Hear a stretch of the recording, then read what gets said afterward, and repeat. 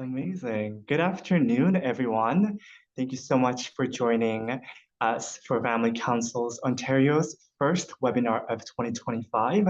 Today's webinar, Champions of Change from Institutions to Home, is co-hosted by CARP Ottawa. My name is Taeyang Zhang. I am the Event and Project Manager at FCO. Today's guest speaker is Donna Hicks, Caregiver and Volunteer at the Glebe Centre in Ottawa. She will be introduced by our members of CARP Ottawa following my introduction. So before we start, I would like to take a moment to recognize the land on which we are gathered today.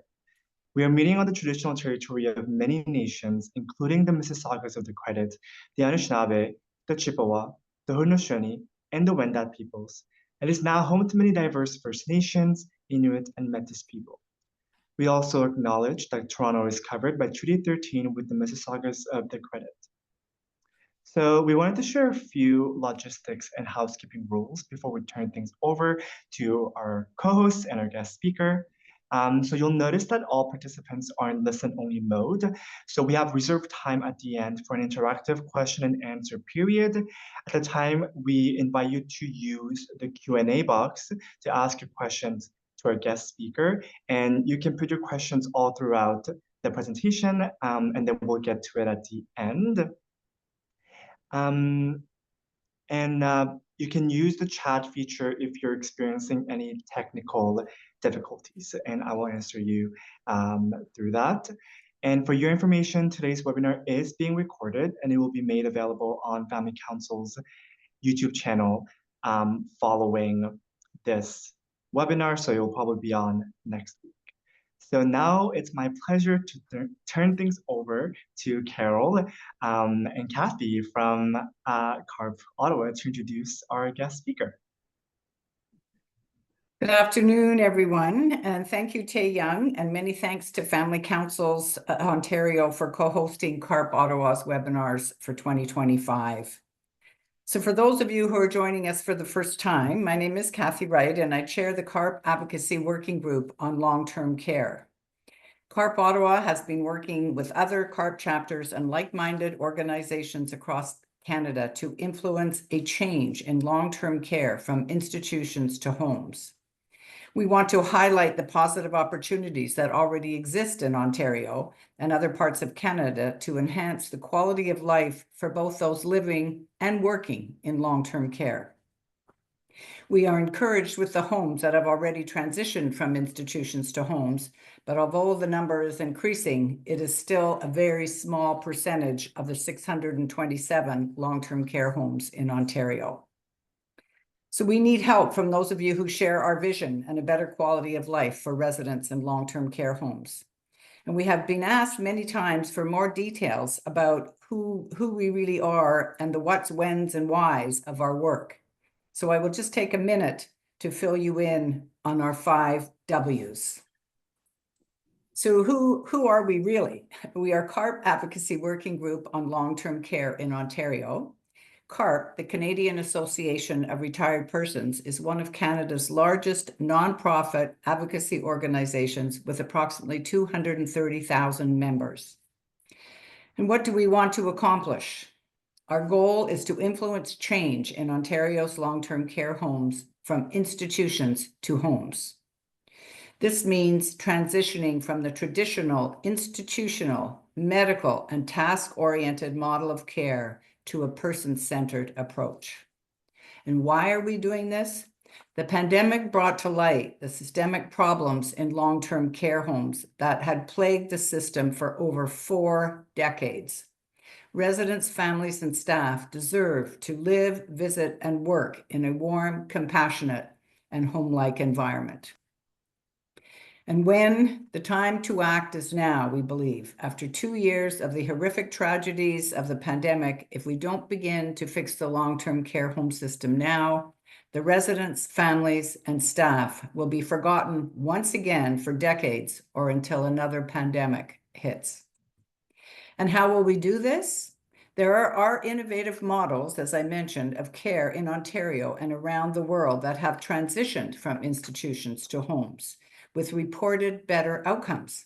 Working with like-minded organizations, we will increase awareness of the benefits of these existing homes to influence decision makers to support and fund other long-term care homes to follow suit. So if any of this interests you, please contact us at www.changeltcnow.ca. We'd love to hear from you. So I now have the pleasure of introducing our first speaker, Marg Eisner. Marg currently resides in Hamilton and has over 30 years of experience in education and program development, focusing on dementia care. During this busy career, Marg also found time for a second career, volunteering. Amongst many other areas, she was the volunteer president of the Alzheimer's Society of Ottawa and Renfrew County, and then went on to become the volunteer president of the Alzheimer's Society of Canada for several years, a huge responsibility. And now in her retirement, she continues to volunteer for several organizations. One of these is CARP, and is one of our first members of our advocacy working group on long-term care over 5 years ago. So thank you, Marg, for all you do. The mic is now yours. Thank you, Kathy. It's a pleasure to be here today with my companions here for the CARP Advocacy Working Group. And Kathy, as she introduced herself, is our very competent chair of our committee. And so what I'm going to try to do right now is set up my PowerPoint. I hope this works.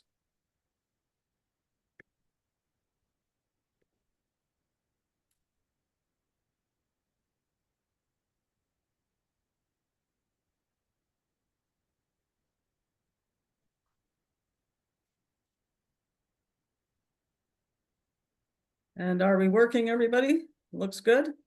Okay, so Kathy has talked to you about our 5 W's, who we are and what we're trying to accomplish.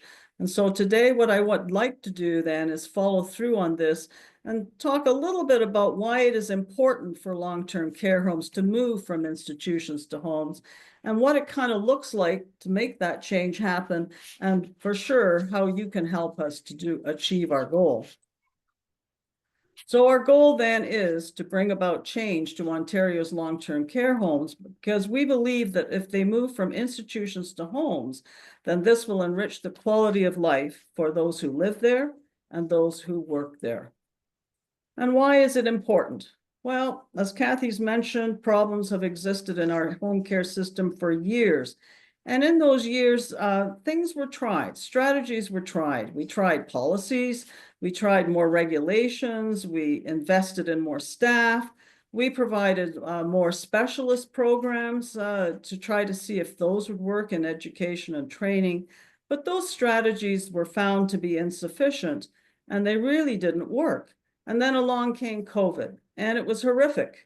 The tragic loss that we all witnessed and the state of the homes during COVID-19 was awful, and we all watched in horror as we saw this happen. It really pointed the inherent weaknesses in the current system of care. What's interesting, though, is even today, after post-COVID, where changes have been happening, and I'll share some of those, we still have long-term care homes that are being operated as institutions. This is not necessarily surprising. It's not right, but it's not surprising, because long-term care homes were built on the medical model of care. And the medical model of care is all about diagnosing and treating. It's not about person-centered care or relationship-based care. Everything is scheduled. There are tasks to be done, and staff are required to do these tasks in a certain amount of time. Things have changed from that system, but I just want to point out what that system looked like. Staff were hired for educational qualifications. They may not have been suited to work in long-term care. Certainly, emotional intelligence was not on the list of qualities for hiring. They were looking for staff. So basically, in terms of hiring, was their ability to problem solve, for critical thinking skills, for communication skills. Did they really want to work with seniors? Because some really didn't, but they needed a job. The staff previously and still today, some may be working in more than one long-term care home, part-time work, and so they're trying to cobble together money enough to live. This is changing, but it's there. Education training, it was mostly done through videos in those previous days where staff signed off when they viewed them, little discussion or mentoring after the fact, so application of those lessons learned was not really there. And the environment, I'm sure you've walked into some long-term care homes today that look more like hospitals, where you have hallways filled with carts and Hoyer lifts and so on, and staff gathered around these carts. It certainly doesn't look home-like. And I remember the family members in years past where they were very fearful of commenting on what was happening because they worried about reprisals with staff. That too is changing, but that's where we came from. That is what it was like. And family members didn't feel a part of the team. So the solution that we are advocating for is to change institutions to homes. And what does this look like? Well, look around your home and you'll get a sense of what we're talking about. You want a warm, caring environment that feels like home, where staff truly know their residents, truly, so that when something happens and they're exhibiting some actions that look a little odd, it might be they're reliving their past experience as a carpenter or as a riding instructor or plumber. So some of these things that you're seeing is because they're going back in time and they're reliving what they used to know. And you can work with that education, that experience. You can work with that and you can sort of help them feel part of this home by giving them activities that build on their past experiences. Schedules and routines, we would like them to match residents' preferences and needs. I've often said to people that, I like my coffee first thing in the morning. I'm not sure if I'm going to get that in long-term care. And maybe I wouldn't get up right away for breakfast. So would I get up later and have a cup of coffee and a muffin? So, how is that going to work? And meaningful activities that engage residents, giving them joy. So we schedule activities a lot and we think that people will like them, and often they do, but perhaps some don't, and maybe they would like a different activity. So we really need to truly know the resident to know what they prefer. And relationships need to thrive between and amongst staff, volunteers, and residents. So what does this mean? How do we make this change happen? Well, there is the relationship-based approach that people are talking about now, where everyone feels part of the community. I think it's more than that myself. And if you talk to people that work in long-term care, they'll say we're trying to do it. It's hard. It's hard to make the culture change happen within long-term care. It's not easy, but it can be done. And we'll show you examples of how this has happened. Small home-like environments of 12 to 16 residents per unit. That would be very nice. And we've got qualitative data to show that that works, and that makes it look like home. The home is a bit smaller. It has a dining room, a kitchen, it has a living room, and so on. So it looks like home. So important to have committed leadership. If the leadership is not committed to this change in thinking, this culture change, then it won't happen.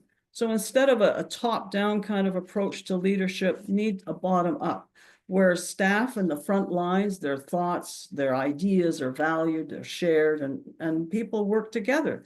The people in the home are family. This is the family, and this is the residents' family that they need to look towards. Employing full-time, well-paid staff, appropriately trained. Emotion-based principles of care. To me, that's the most important thing. We should be hiring staff that know how to care for people with chronic illness and dementia. And then the extra is the emotion-based principles of care. Everyone should be getting that training in how to do it. And then the staff can work together. If staff need to get training in some particular physical care, then they can be taken aside and given it to them. But everyone needs to be trained in emotion-based care principles. Families and caregivers should be recognized as integral members of the team, and that's so important in the models that we're going to show you. And engaging empathetic volunteers, they also need to be trained in culture change and in emotion-based care principles. They're part of the team, an important part. They are the ones that know the residents the best. They are the ones that can give you all the information you need. So positive changes in models of care already exist in Ontario, in Canada, and elsewhere. And for the past 5 years, CARP Ottawa and other like-minded organizations in Ontario have been working hard to highlight these positive changes. And these models of care that we talk about are the Eden alternative. We have one in Ontario, one in Saskatchewan. The butterfly approach, several in Ontario and elsewhere. The Hogwick Villages, which is in BC, that originated from the United Kingdom, and the Greenhouse Project, which predominantly is in the States. It's spreading across the United States, and I believe coming up through Quebec, we hope. And then there's other models, such as what's happened in Toronto with the 10 municipal homes. They've done a hybrid model, if you like, taking the butterfly approach and adopting the principles and philosophy of care, but making it their own. What we know about these 4 innovative models is that they all have common elements and common benefits. So the common elements of all of them, and as an advocacy committee, we don't promote one over the other. We promote the common elements: person-centered, person-directed, emotion-based care. If you ask someone in long-term care, are you person-centered? They'll say, oh, yes. And then you'll say, please describe it. And they will. And quite often they are. And it's wonderful, because that's how we should be delivering care. But it's the whole package. It's not just the language of using person-centered care. It's everything. And I'll talk about that. So it includes meaningful relationships between residents, families, and staff. They're a family. Again, it's a family unit. The family of the residents become those that work in that home. The small group homes of household units within larger facilities, that's a common element of these models of care. So taking a 30-bed unit place and making it into 2 smaller ones that have a separate dining room, a separate kitchen, a separate living room, it looks and feels a bit more like home. It's not just the paint color, it's not just the pictures, although those all help. We paint our homes and we put pictures up, but it's not just that. It's the unit itself and the feeling within the unit that makes it home. Non-institutional, familiar, home-like. In the home, we are surrounded by people, hopefully, that love and care for us, and they know us as people, and they know our likes and dislikes. Autonomy of residents, where there's flexibility of daily schedules. That should be honored, and it is honored in innovative models of care. What we know from qualitative research that these models of care have provided for us is that residents have a better quality of life, a better quality of care. How do we know that? They do staff and residents satisfaction surveys, and they found that the residents and staff are very much happy to be there and enjoy their life in that home. There is a decrease in staff sick days, so that gives you an indication that staff wants to work there. They like that environment that they're working in, where they're valued and cared about.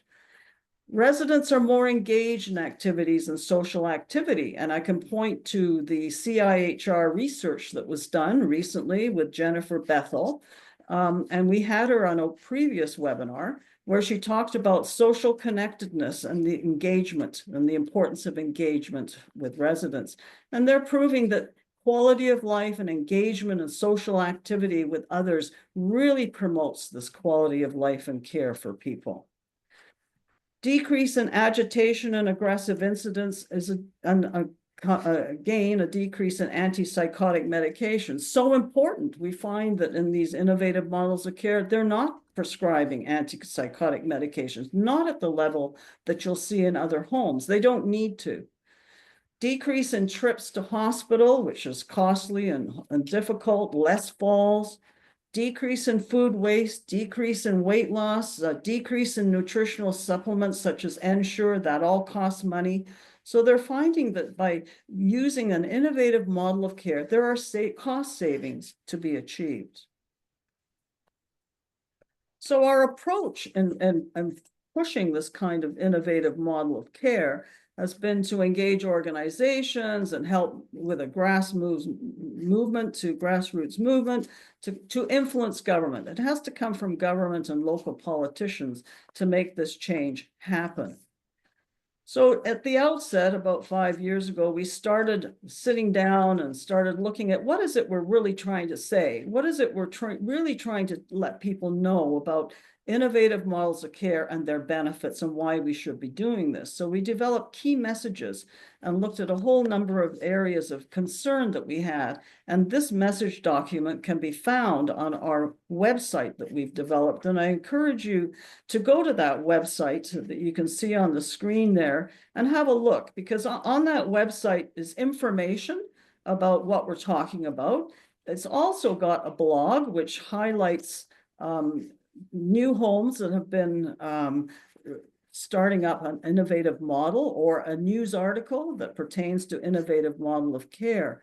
So the website should become something you should go to and look at for information.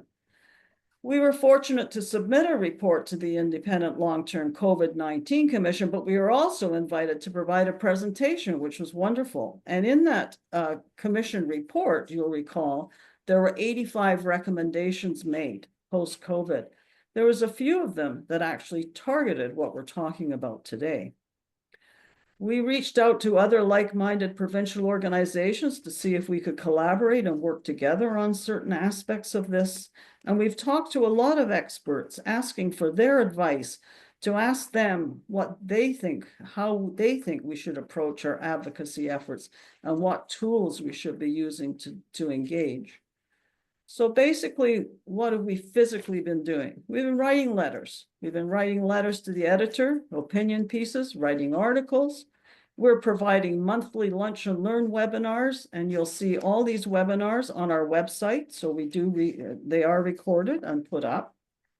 We've developed a media campaign, including short videos. And so you'll see on our website some great videos that you can look at if you're visual and you prefer to learn that way. It's a great way to get a snapshot of these models, what they mean, what they look like, and see people that are living in those models. We've enhanced our social media messaging. We're on Facebook, we're on Instagram, and we've met with bureaucrats and politicians.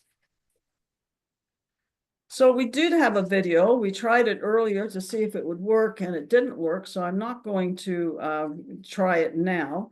But if you go on our website, you will see this 2-minute video from the speaker is Sally Knocker from Meaningful Care Matters. And in the 2 minutes, she explains the whole meaning of innovation with a resident that she talks about in his experience and what the innovative model of care was able to do for this person named Georgie. So I encourage you to look at it. We developed 3 questions that we could use to encourage action from decision makers. And these questions we would use depending what forum we were in or who we were working with. But the first question had to do with small home-like environments and COVID. We knew in COVID that those that were using innovative models of care had less COVID than those in institutional models of care. And that's probably because of the smaller environment. The virus wasn't able to go in such large spaces. It was more contained. And so the first question we posed was, Ontario's Long-Term Care COVID Commission recommended that the Ontario government promote and provide funding for long-term care homes that changes to recognize emotion-based models of care, where residents, staff, and families live in smaller, home-like environments, which have shown fewer COVID cases and fewer deaths than in the current institutional models. Do you agree with this? And if so, would you start to implement it? The second question was about emotion-based model of care, because the COVID Commission recommended that the government promote and provide funding for long-term care homes that change to recognized emotion-based models of care, where staff know the residents are engaged and feel they are home, and where compassion and respect are at the center of everything. So then, do you agree with this, and would you commit to this in your budget process? And the third question that we formed was about new beds. And the commission recommended creating smaller self-contained home-like units within existing and new homes. And as Ontario looks at developing and rebuilding long-term care homes in the future, do you agree with this? And what incentives would you put in place to make this happen? Well, this has been, oh, I'm sorry, I think I've lost it here. Here we are. Okay. Good. No, I've lost it. So basically, what are we doing here? We are calling on the Ontario government to mandate and fund the ongoing transition of long-term care homes from institutions to homes. So things have happened. Things have progressed, and I want to share with you some of this so that you realize things are taking place, albeit very slowly. And as an advocacy committee, we feel that we need to keep pushing so that this impetus to change does not falter. So first of all, the government has been building more homes. The government, as you all know, there's lots more homes going up. Are they putting smaller units in the homes? Not necessarily. There's still 32-bed units in large homes. They have hired more staff and are hiring more staff. And they are paying staff more, which is really important. And they did need more staff, and they did need to pay them more. There's absolutely no question that that was needed. We see also that innovative models are cropping up. We're seeing more and more happening where a unit in a long-term care home is trying one of these innovative models. And then, of course, they're doing outcome measurements to see if, in fact, it is different from the rest of their home. And this is a good thing.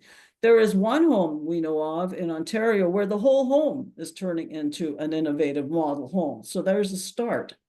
The Hogwick Village model in BC is exactly that. It's the whole area. Then there's this government. What has the government been doing on top of that? Well, in December, this past year, the government announced that they were going to provide $9 million over 3 years to develop a program to support staff training for homes that want to implement emotion-based models of care. And so this was a great announcement that we heard in December. And they said in the first year, the program will train staff in up to 15 long-term care homes serving more than 1,800 residents. So they're starting now looking at emotion-based models of care, targeting 15 homes. Now, when will this actually begin? We're not sure. We're hopeful it will be starting soon in the year 2025. And then hot off the press yesterday, and this morning we received it, came an announcement from the National Institute on Aging. Yesterday, they released a report that said there's no place like home, emphasizing the need for a transformative shift away from delivering care in large institutional care settings to smaller, more personal home-like environments that align with public preferences and improve care outcomes for residents and working conditions for staff. They went on to recognize that the current systems in long-term care are grappling with multiple challenges, including chronic underfunding, staffing shortages, and the continued reliance on large institutional models that fail to meet the diverse needs of our aging population. So that was exciting news to us this morning when we received that announcement.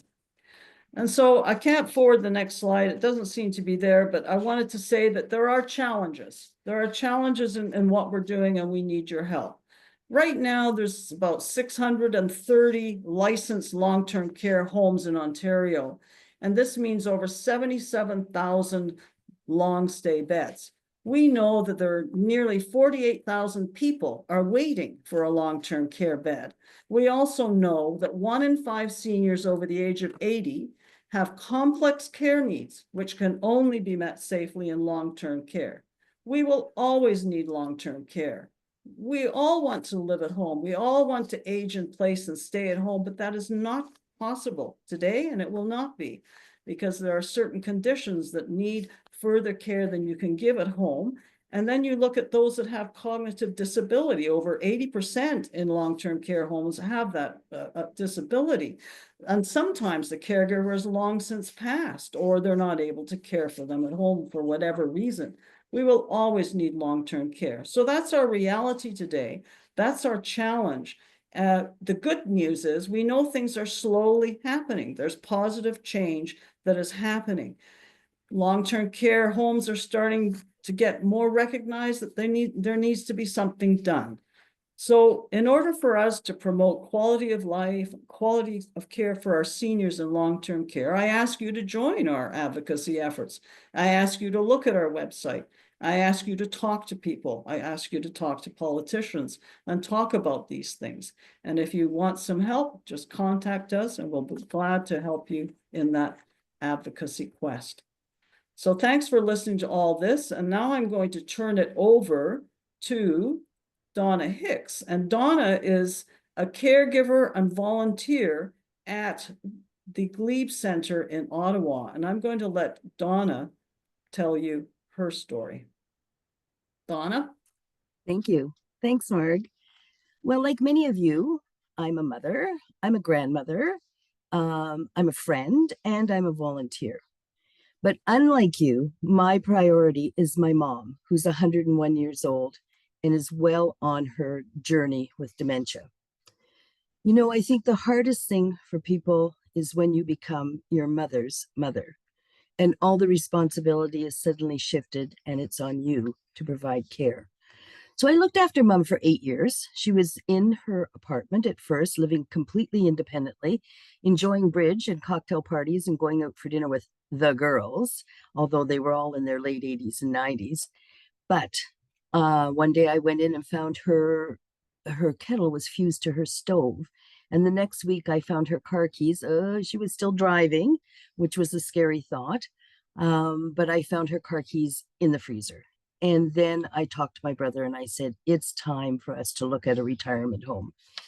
We spent a lot of time looking and we found something that was close to where she lived. And it seemed to be a really good choice for Mom.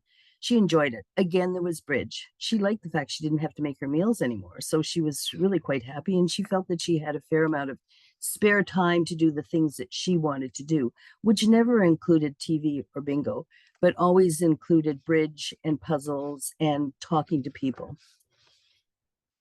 When Mom went into the retirement home, we decided that her journey might be faster with dementia. We weren't sure, but we felt very strongly that we would need to start to look for some sort of a long-term solution, which meant long-term care.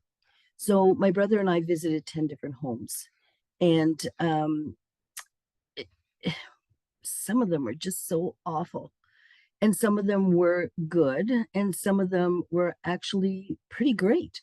So not too long after we got Mother on the list, well, she was actually on the list for 18 months.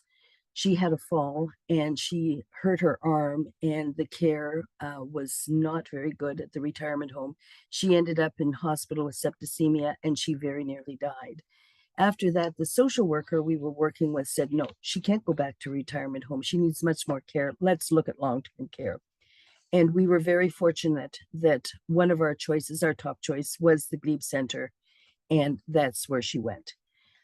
What we both liked about it was the fact that it felt warm, it felt friendly, it felt inviting. The residents were clean, they were well cared for. The home itself was clean, but most of all, there was no smell. It turned out to be a wonderful choice.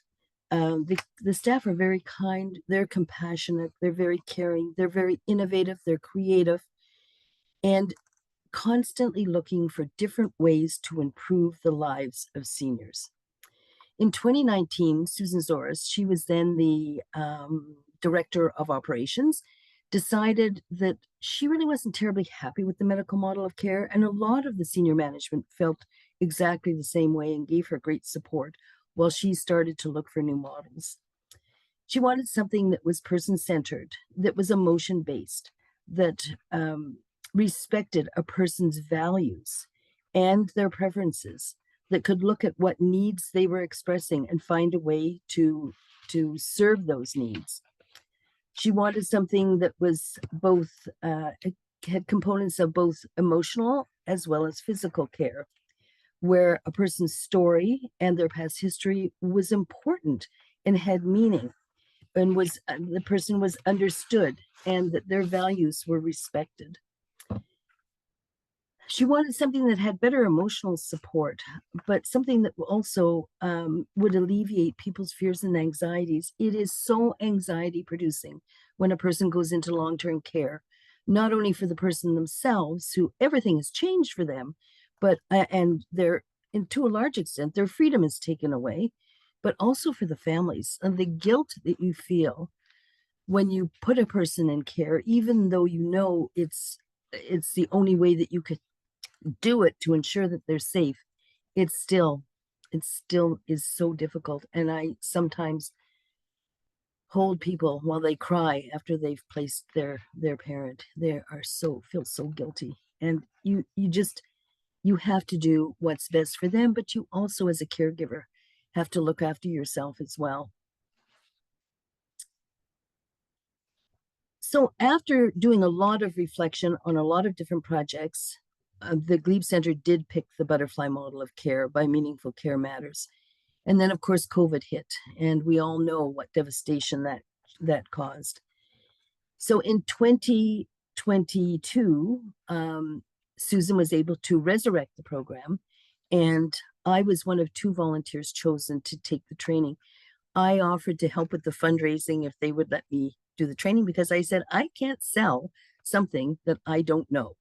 And so it was agreed that I would do it. They chose Banquet, which is a locked floor, and it's on the ground floor.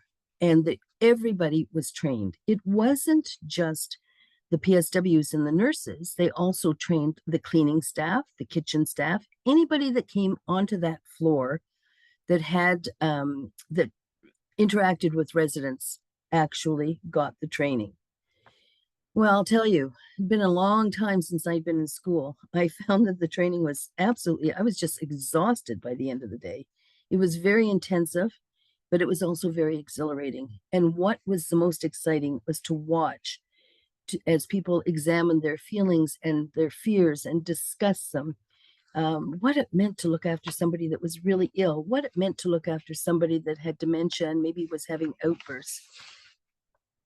They shared their fears, they shared their expectations, and friendships formed that go on to this day. It's great when Mom and I go down to that floor and you get that high five, because it says to them, hey, you're still involved in the program and I'm still involved in the program. I think that what I could say from that training was, when we walked out, we all understood each other a lot better. And I still see it to this day on that floor, that people are quick to jump to help somebody else do some sort of task that has to be done. Now with Mom, so since I was already volunteering down there, I thought my mother should volunteer down there as well. When you think about it, these people that are in long-term care, some of them have been retired for a long time, but they had a purpose. You know, they cooked their own meal, they swept their floor, they washed their windows, they had things to do. And then you put them in long-term care and suddenly there's no purpose anymore. They are regimented and they do things according to a clock, and it's very task-oriented. So let's just, when I put that, so I bought a jacket for my mother that was covered in butterflies.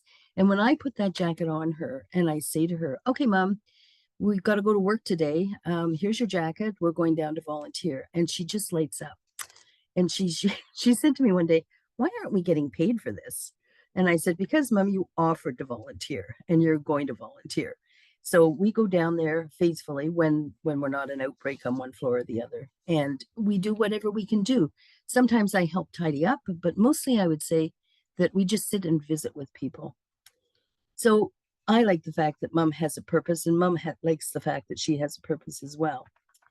So if we look at the model that my mother's living under currently, it is the medical model. So everything is prescribed. You get up at a specific hour. Breakfast is normally over by 9 o'clock. So you're up, you're dressed, and you're taken to the dining room. Or if you can go on your own, you go to the dining room. And usually by 9 o'clock, that part of your morning is over. Now, they are great on mom's floor. If people want to dawdle over their meals, they don't rush them. We're also very lucky that we have a recreation person devoted to our floor, which is wonderful. She does a lot of really interesting programs.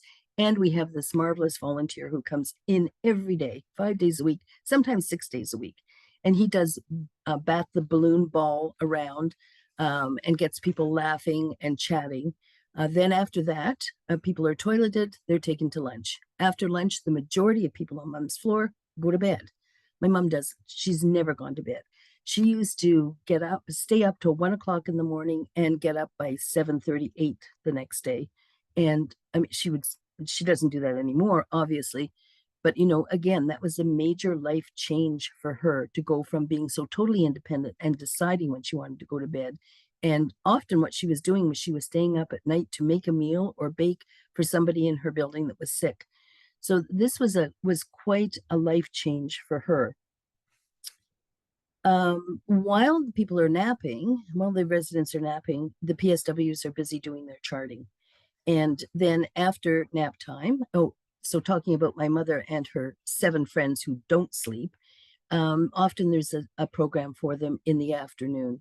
But think about the residents that are in bed. Are they in bed because they need to be in bed, or are they in bed because they're bored and they're just in bed, which is the medical model?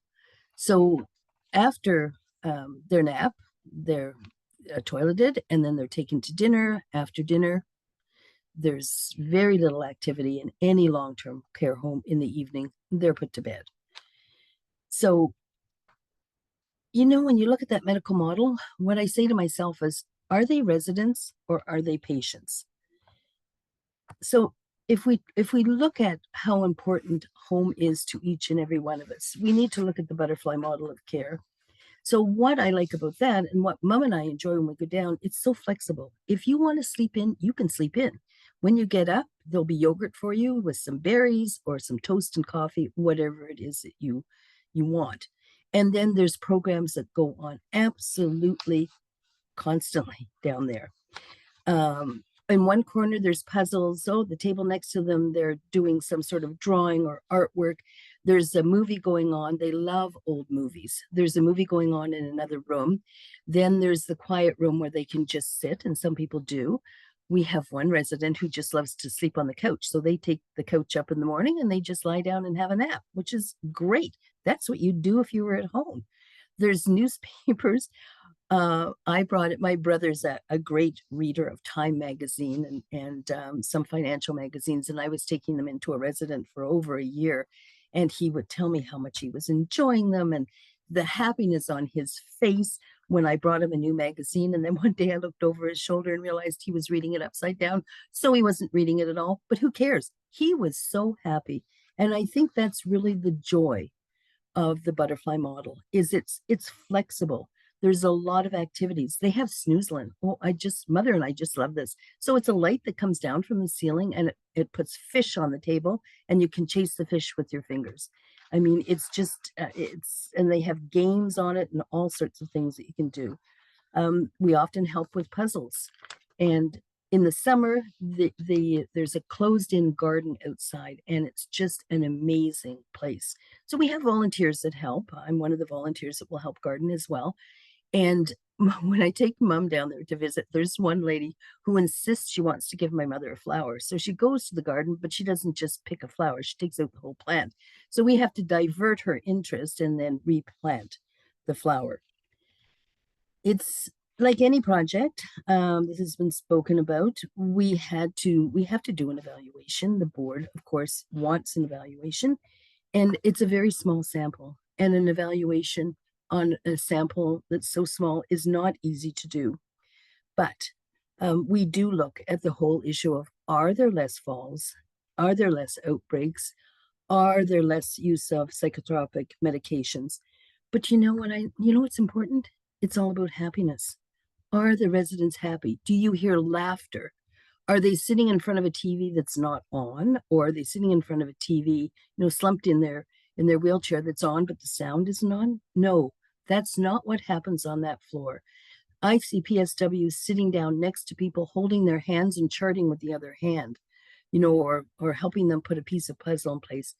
Residents and the staff are engaged. They are truly engaged, and they're working together.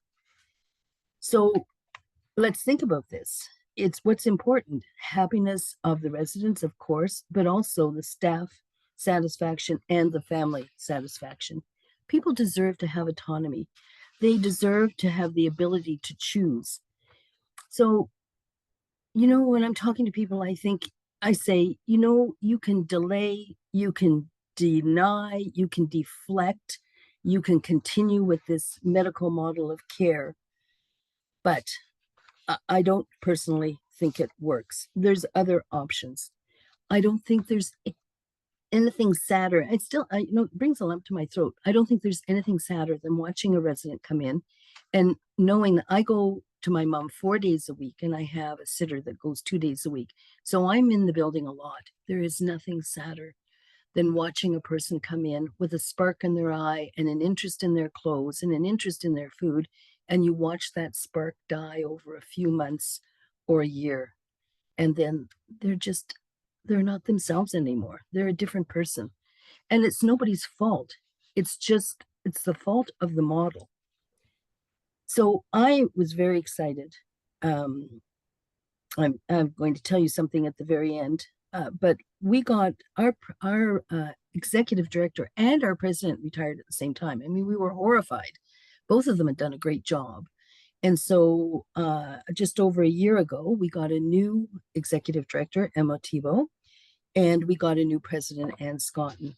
Now, the former president and executive director were both like the butterfly model. They were both encouraging the butterfly model.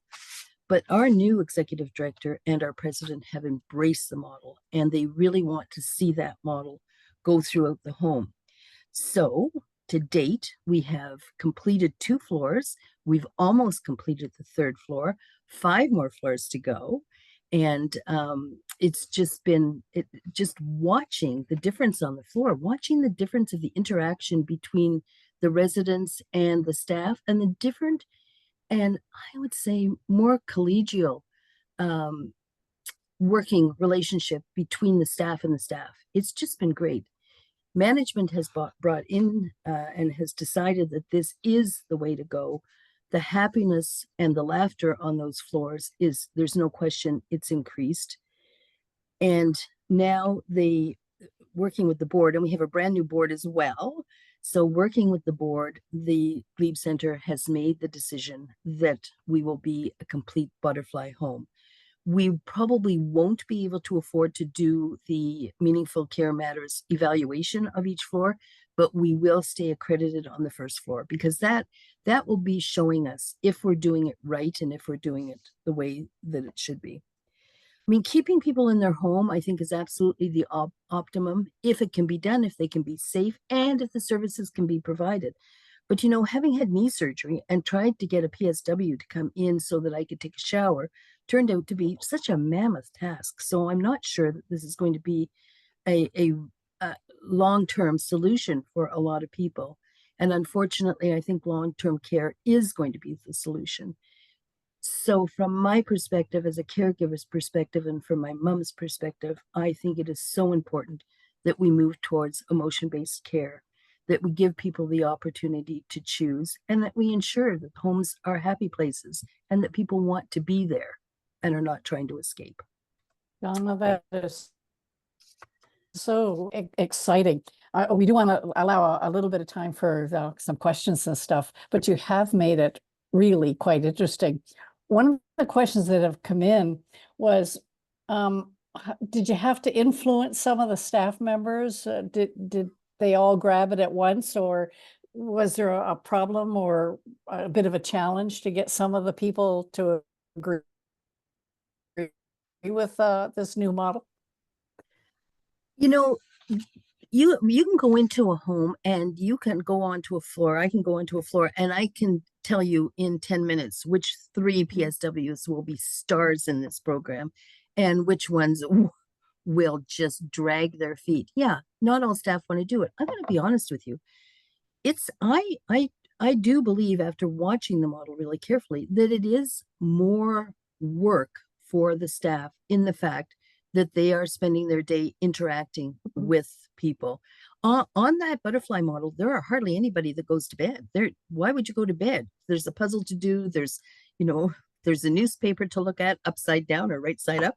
There's something to do all the time. I go down there and sometimes they're having a cocktail party with juice and crackers, and they've been invited to come in for cocktails. So the people there aren't bored. They have things to do and they have purpose. We have one person that grabs a broom and sweeps the floor. That's great. That's what she did in her old life. Why couldn't she do it in her new life? That is good.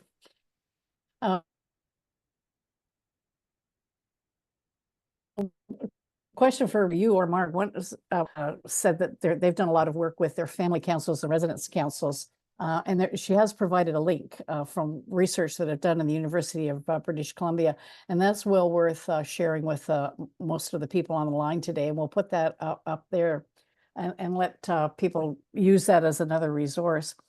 One of the other questions was, a lot of the long-term care places are getting into being accredited. And Marg outlined a number of the value of using one of the innovative models, but they want to know, have we got any measurements from this home-like environment that we can influence the accreditation process?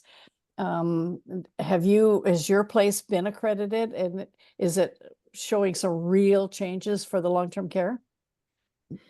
Well, that's a good question for Susan Soros, who's the director of resident care. Right. Mm-hmm. But I believe so. I mean, we are starting to do our evaluations. It's tough to do an evaluation. It's such a small group.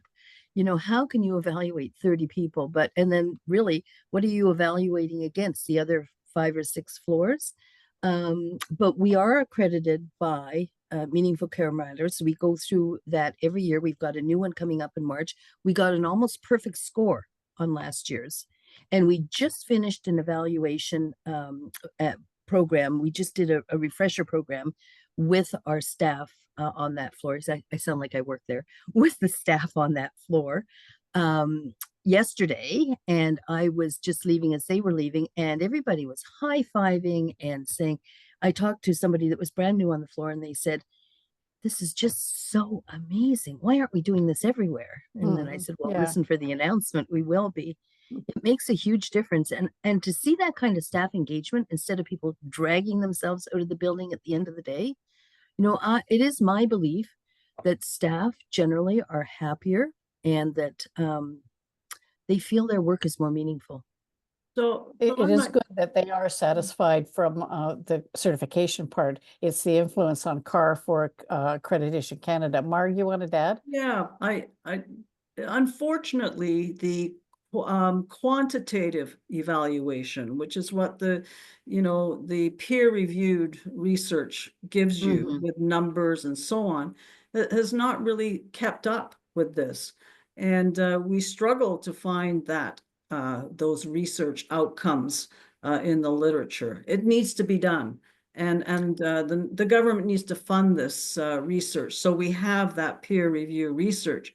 However, in all the innovative models of care, they have done a lot of quantitative research, and they have outcomes. And I would turn to one document in particular. If you go on the website, go to the greenhouse model. They did a huge evaluation survey post-COVID with many different outcomes that are listed, and I believe it's on our website. And it was a wonderful array of data and so on. Again, it was through the greenhouse model, not peer-reviewed, but certainly worth taking note. And yes, we need the government to step up to do evaluation. BSO units often look at the reduction of antipsychotic drugs and that, and somebody has pointed out that maybe that data could be melded with the butterfly model to see if we can get some qualitative data out of it. Somebody was wondering if residents typically live longer with these models. We'd have to probably go to the Netherlands to find out, because they've been using it longer. Can't say that we would be able to answer that one. I'm not sure. Well, my mom's 101 and a half, and she'll tell you the half is important. Yep. And I really think that taking her to Butterfly has really made a difference because it keeps her engaged. And Yeah, yeah. she's a person that likes a lot of activity. Now, if you don't like a lot of activity, fortunately, the way they've been able to set up the 2 floors, there's a quiet room where you can go.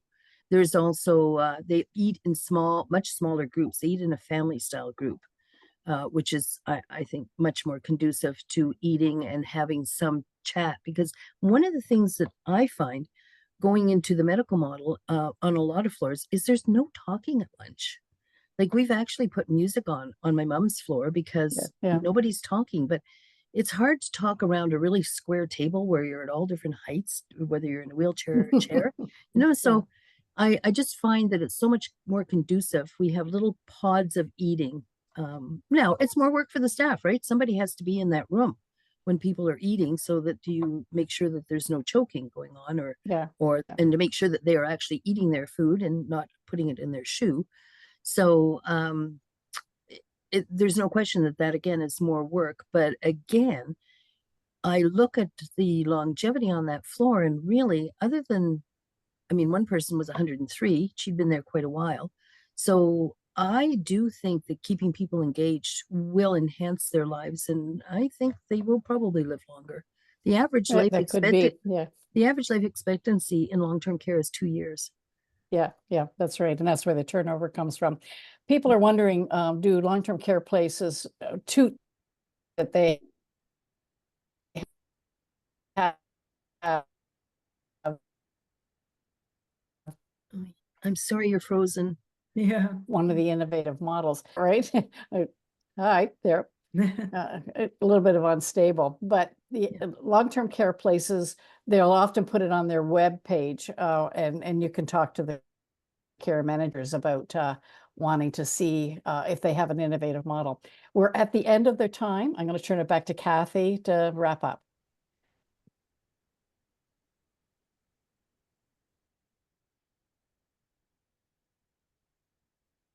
I can also just jump and do just the closing remarks, but I want to thank our co-hosts at CARP, Margaret, Carol, and Kathy, for co-hosting this event with Family Council Ontario, and of course to Donna for sharing your story and being with us here today for this webinar. Thank you everybody for your participation, for your questions.